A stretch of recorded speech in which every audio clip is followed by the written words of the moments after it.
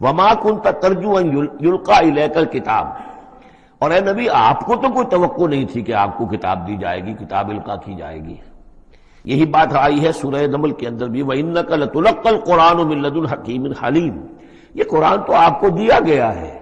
ایسا نہیں ہے کہ آپ متوقع تھے، آپ چاہتے تھے، آپ کو چلہ کشی کر رہے تھے کہ کوئی مجھے بھی کوئی روحانیت حاصل ہو جائے اور کوئی غیب کی میں تعلیم غیب کی معلومات حاصل کر لوں۔ معاذ اللہ، آپ کا تو مزاج ہی وہ نہیں تھا۔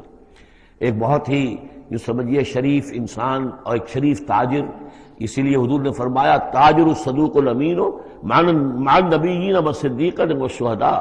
وہ تاجر تو بالکل سچا ہو، جھوٹ کی آمیزش نہ ہونے دے،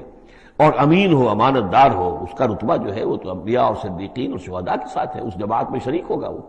تو حضور کی زندگی وہ تھی، لہذا یہاں فرمایا ہے کہ وما کنت ترجو، آپ تو کوئی امیدوار نہیں تھے،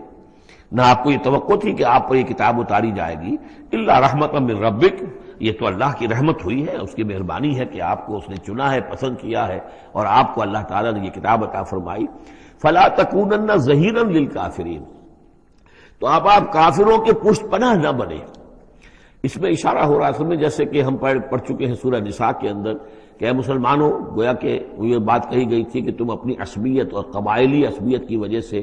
تمہارا ایک شخص ہے، منافق ہے، اس نے وہ چوری بھی کی تھی، اب تم اس کی پشت پناہی کر رہے ہو اور سارا کا سارا الزام یہودی پر ڈالنا چاہ رہے ہو، تو یہ عصبیت جاہلیت ہے۔ یہاں ذکر کیا جا رہا ہے فلا تکونن ظہیرا للکافرین۔ اب ظاہر بات ہے کہ حضور جب مکے میں دعوت دے رہے ہیں تو اب رشتے جو ہیں وہ کٹ رہے ہیں، گویا کہ ابو لہب سگا چچا ہے لیکن دشمنی کے انتہا کیے ہوئے ہیں۔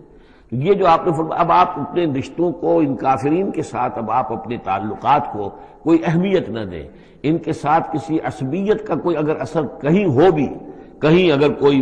یعنی بہت ہی ادنا سا خفیف سا بھی شائبہ اگر دل میں ہو تو اس کو بھی آپ نکال دیجئے۔